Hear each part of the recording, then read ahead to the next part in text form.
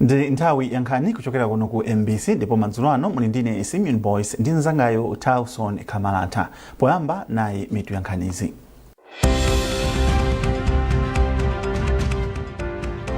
Boma lakhazikitsa mitengo yatsopano yogulira mbewu kwa alimi kuphatikizapo chimanga. Msika wa fodya wa chaka chino autsegulira lolemba sabata yamawa. Thupi la wansembe wa mpingo wa Katolika Malemu Bambo Francis Damaseke alika m'manda kulikuni boma la Lilongwe.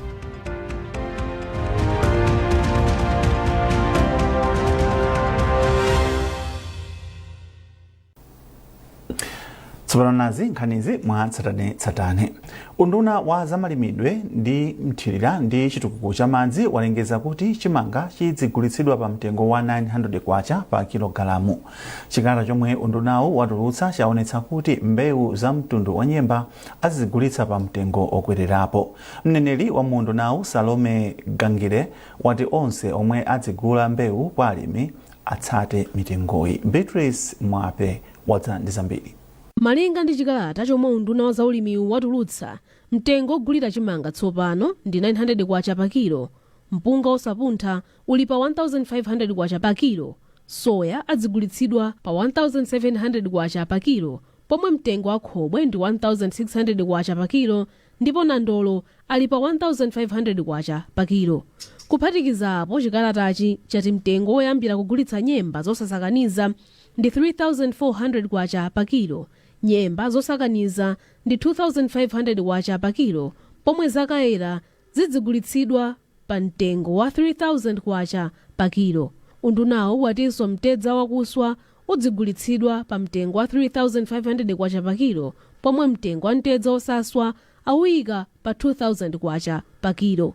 Chikalatachi chatinso tsabola azigulitsidwa pa 7000 kwacha pa kilo, chitowe 3500 kwacha pa kilo, paprika 3800 kwacha pa kilo, pomwe chinangwa komanso mkaka zidzigulitsidwa pa 1000 kwacha pa kilo komanso lita. Mneneri wa unduna wa zaulimi Salome Gangire wati undunawu wayika mitengoyi pofuna kuteteza alimi ndi kuwathandizira kuti apindule pa ulimi wawo. Apa undunawu wapempha onse omwe adzigula mbewuzi kuti asagule pa mitengo yotsika, ndipo ati undunawu ukugwira ntchito ndi adindo osiyanasiyana pofuna kuonetsetsa kuti alimiwa asaberedwe. Pamene zateremu tikuwalangiza anthu onse amene amagula mbewu komanso mavenda komanso alimi ake kapena kuti wina aliyense sakuloledwa kugula chimanga kugula mbewu ina iliyonse pa mitengo yotsika ndi imene yakhazikitsidwirayi.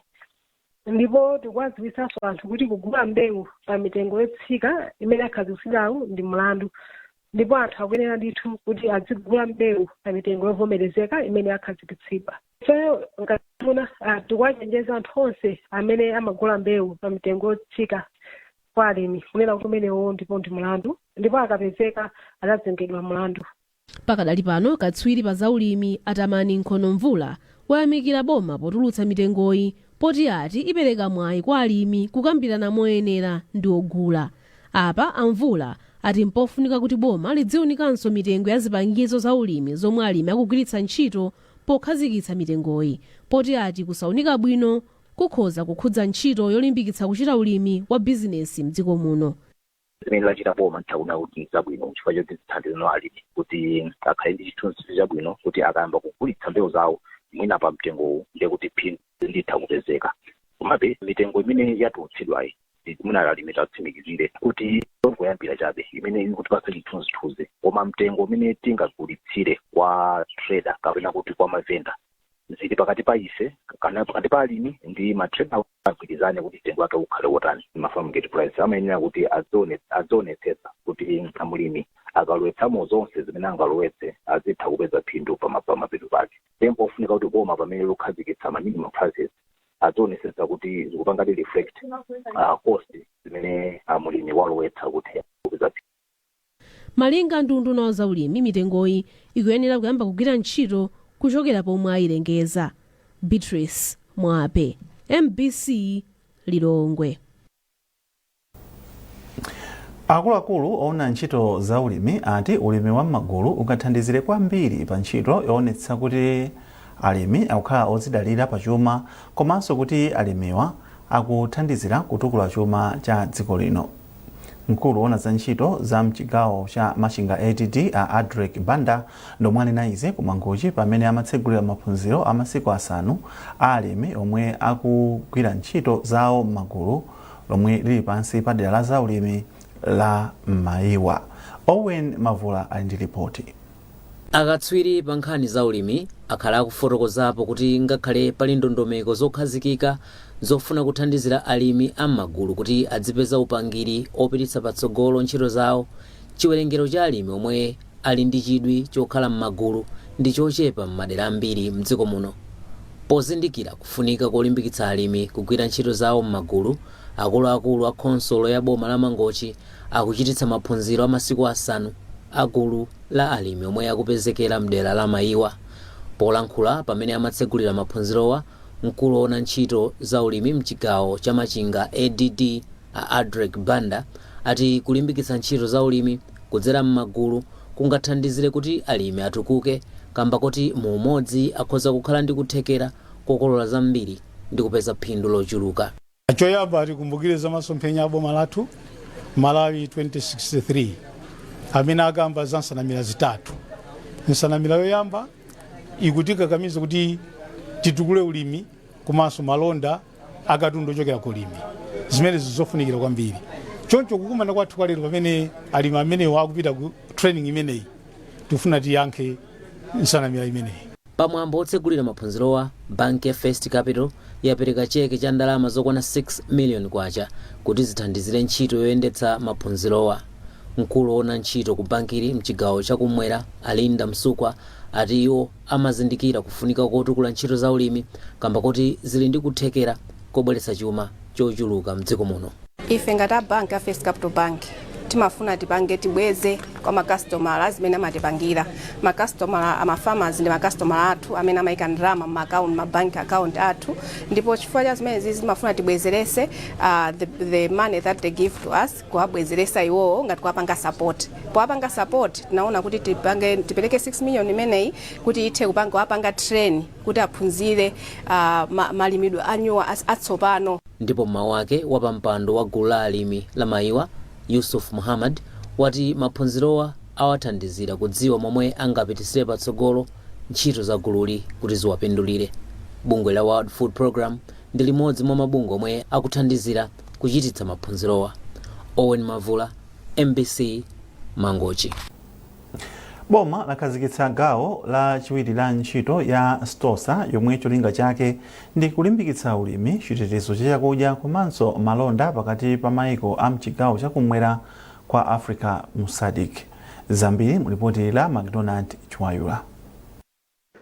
Kukhazikitsa kwa gawo la chiwiri la programu ya STOSA kukubwera pamene Malawi ndi mayiko ena kumwera kwa Africa SADC akukumana ndi mavuto a njala, kusintha kwa nyengo komanso kuchepa kwa malonda a ulimi. Mlembi wa ulimi Erika Maganga ati gawo loyamba linathandiza kwambiri potukula ntchito za ulimi, maka za misika komanso kufufuza mwachangu matenda mbewu ndi ziweto. Iwo ati gawo lachiwiri liwonjezeranso pa ntchito yochita kafukufuku wa zakudya zopatsa thanzi komanso kufikitsa mbewu zatsopano kwa alimi ambiri. Tikuyang'anano kuti kodi tikhoza kulimbikitsa bwanji maybe zinthu zosiyanasiyana zimene zimathandiza kuti tizipanga trade nkhani zogulitsana zinthu kapena kupanga export kapena kupanga import zinthu mu Malawi. Ne project imeneyi ikutithandiza kukonzanso ndondomeko zathu zimene timazitcha sanitary and phytosanitary standards kuti tizitha kupanga na trade kugulitsana zinthu ndi mayiko oyandikana nawo komanso ngakhale akutali.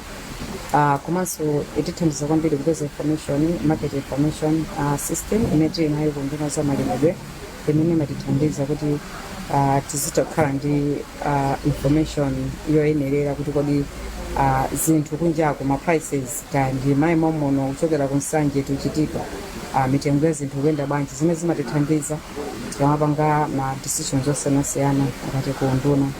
Bungwe la FAO lati programu iyi ilimbikitsanso ntchito zonse za ulimi kuchokera kumunda mpaka kukafika ndi katundu wa ulimi kunsika. Ndipo mawu ake mkulu wa bungwe la alimi la Farmers Union of Malawi Jacob Mwenyelongo ati pulogalamuyi ithandiza alimi ang'onoang'ono kukhala ndi chidziwitso cha mmene angapindulire ndi ulimi monga bizinesi. Ife ngati alimi tipindula mnjira zingapo.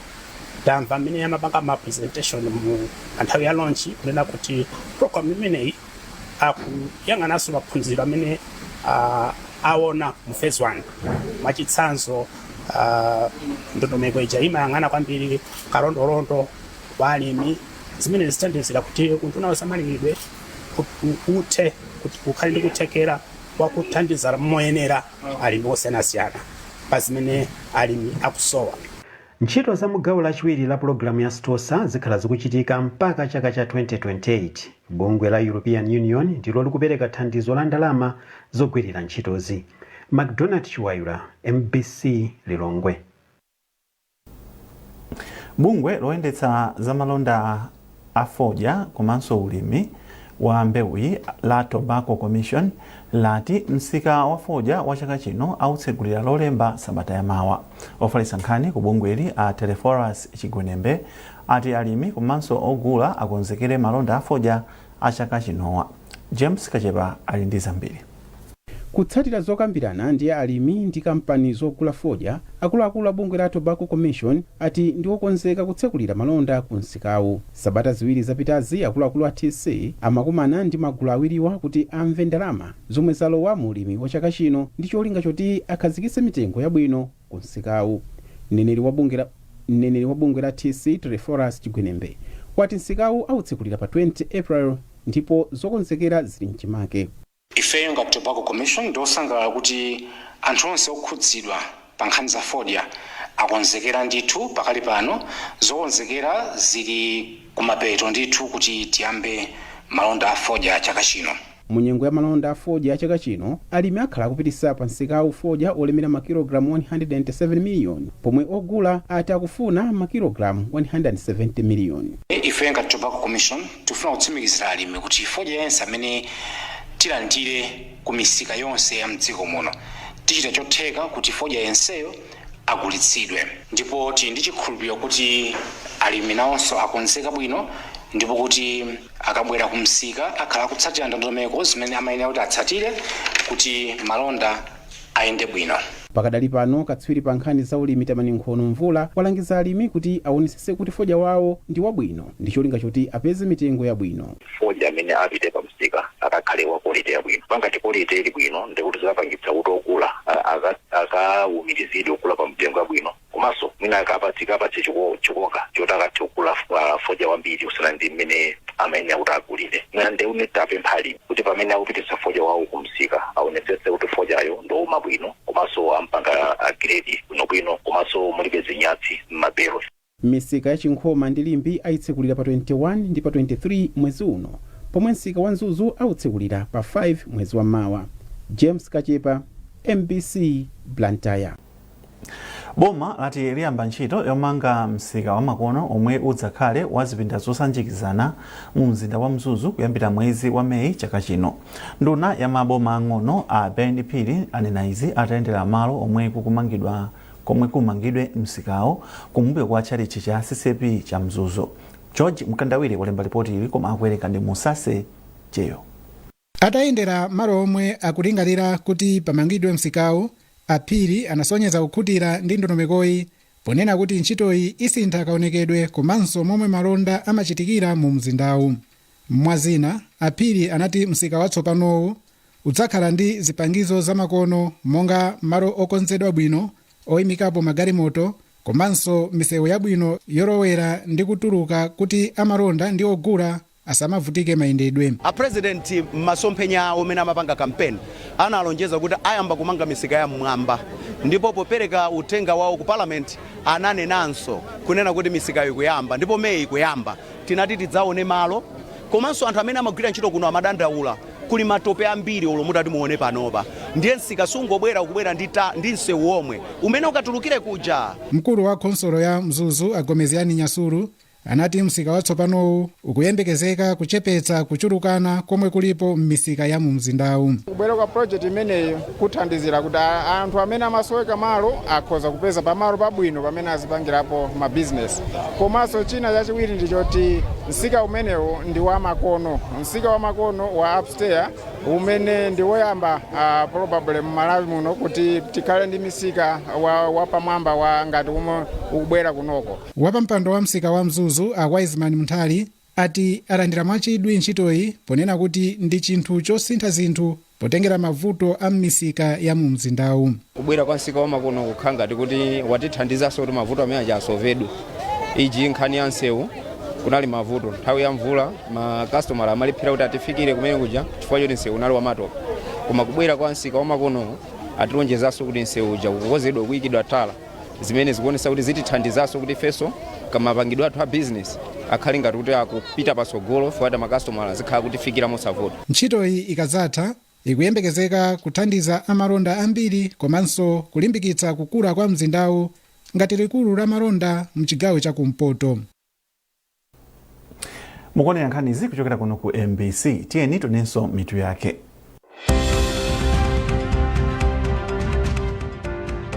Boma lakhazikitsa mitengo yatsopano yogulira mbewu kwa alimi kuphatikizapo chimanga. Msika wa Fodya wa chaka chino autsegulira lolemba sabata yamawa. Thupi la wansembe wa mpingo wa Katolika Malemu Bambo Francis Damaseke alika m'manda kulikuni boma la Lilongwe.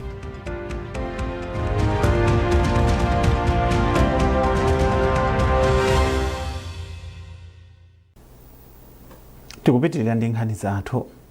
Bwalo la milandu mu mzinda wa Lilongwe lapereka belo kwa yemwe anali nduna yakale ya zachuma a Simplex Chilwabanda. Iwo akuyimbidwa mlandu ogwiritsa ntchito molakwika udindo wawo pakati pa mzaka za 2023 mpaka 2025. Austin Fukula ali ndi ripoti.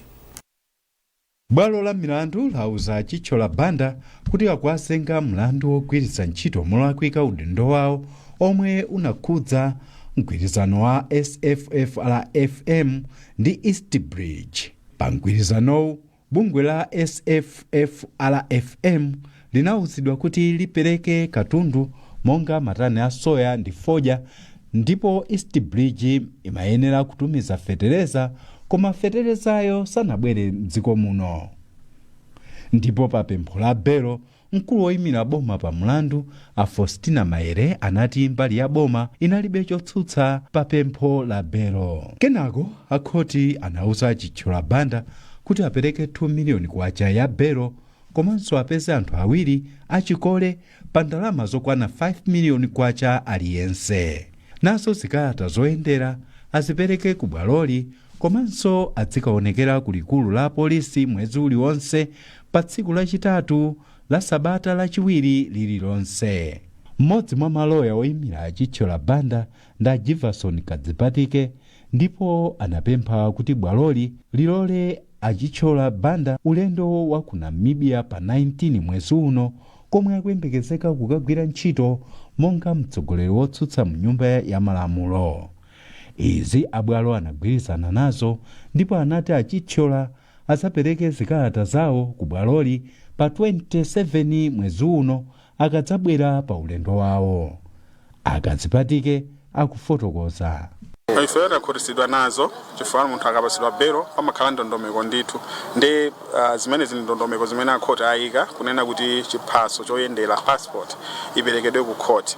Ndi ife tinapempha kuti popeza ali ndi ulendo opita ku Namibia anyamuka pa sabata pakubwera pa 19 ndi adzabwera pa 25 ndi timanena kuti iyayi mwina akhoti alamule kunena kuti passport isaperekedwe pano idzaperekedwa akabwerako ku Namibia. Ndi akhoti avomereza akunena kuti passport idzayibweretse pa 27 April. Pakadali pano bwalo layimitsa kaye mlanduwu mpaka mtsogolomu pomwe Chilwabanda asabwere ku khoti kudzavomera kapena kukana mlanduwu. Austin Fukula, MBC, Lilongwe. Munkhani za masewero mfumu ya mzinda wa Blantyre Isaac Jomo Osman yati igwira ntchito limodzi ndi adindo oyendetsa masewero a mpira wamanja kuti magulu omwe ali ndi kuthekera kothandiza masewerowa ayambenso kuthandiza matimu a mu mzindawu. Osman ati mu mzindawu zaka zambuyomu wakhala kudziwika bwino ndi masewerowa koma pano sizili chomwecho kamba kakuti mzinda wa Lilongwe ndi umwe ukuchita bwino. mundu ukakhala kholo kapena mfumu umafuna china chonse chizikhala chabwino and ife ndilotolatu kuti Blantyre izikhala pa number 1 so ine sindingakhale dolo matimu akuno kukhala makapeya so tikufuna kuti andizizi kundibweteka kwambiri chifukwa wina aliyesa mazozi netball kwawo ndi ku Blantyre kuno so netball ikupita pansi choyambirira tikupanga organize ndi netball association yakunoko kumwera kuti tikhale pansi tipeze njira zoti amene aswalolerepo kuthandizira kuti matimu amene wawa achite bwino chifukwa ukaonesetsa kuluza komwe akuluza pena magames ndaonera kwambiri ndi energy ikuchepa energy mabwera chifukwa chani zokudya zabwino pakhale kantonyo sona kuoneka asikana athu akusowa ntonyo akumachita kukhala ngati anali kochezera ndi angofikira ground pomwe azathu aja ukafufuza akumakhala mwina 4 weeks or 3 weeks ali mu camp so ndizosiyanabe mungoza kuona tinaonera yanda 21 ija unaonanso zomwe zinachitika Brigos inatenganso chiko chicho sikuti ndi madolo eya koma chifukwa ndi ntonyo pafupi panopo tili pa campaign yonena kuti maground wonse ama school pazikhala netball court komanso pazikhala football pitch ni campaign yomwe ilipo ndimoti mwina matsiku omwe akubweramo tsogolomo ndizakuyitananso ndikuwuzeni chomwe tikuphika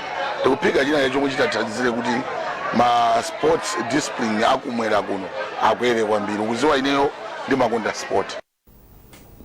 Munkhani yachisoni thupi la wansembe wa mpingo wa Katolika Malemu Bambo Francis Damaseke alika m'manda kulikuni mboma la Lilongwe mokutsogozedwa ndi ma bishop a mpingo wa Katolika anthu zikwi anasonkhana ku parish ya Likuni pamwambo wa misa yapadera. Tili ndi zambiri mu ripoti la Charles Wahala. Anthu zikwi anasonkhana pamwambo wa misa komanso ika m'manda thupi la Malemu Bambo Damaseke.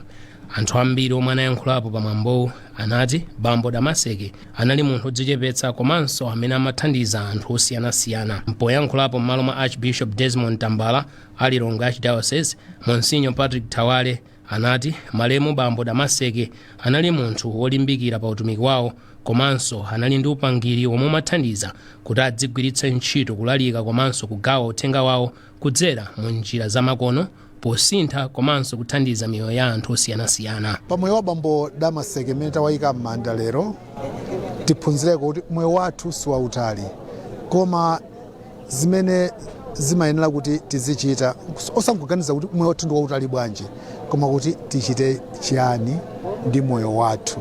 Mukumbukira nakambanso towards the end kuti we should live a full life. Malemu Bambo Damaseke anabadwa pa 27 September 1986 ndipo anadzozedwa kukhala wansembe pa 9 July 2016. Atadzozedwa anatumikira magawo osiyanasiyana a mpingo wa Katolika. Pa nthawi yomwe amamwalira anali akutumikira ku parish Anathenje ku Lilongwe ndipo anali pa chikonzero chopitiriza kukachita maphunziro awo m'dziko la United States ku sukulu ya ukachenjede ya Boston. Charles Wahara, MBC, Lilongwe. Mzimu wao uuse mu mtendere. Pomaliza nkhanizi na inso mitu yake.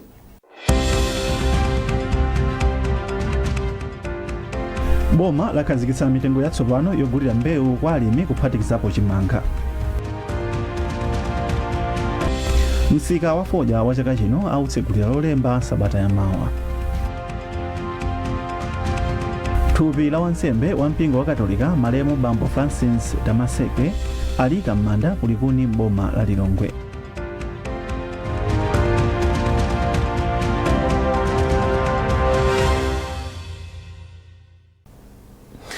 Pezani nkhanizi ndi zina zambiri popita pa mbc.mw kapena MBC Digital pa Facebook, Instagram komanso X. Munali ndine Simeon Boys ndi nzangayo Tauson Kamalata. Tukufunirani usiku wabwino.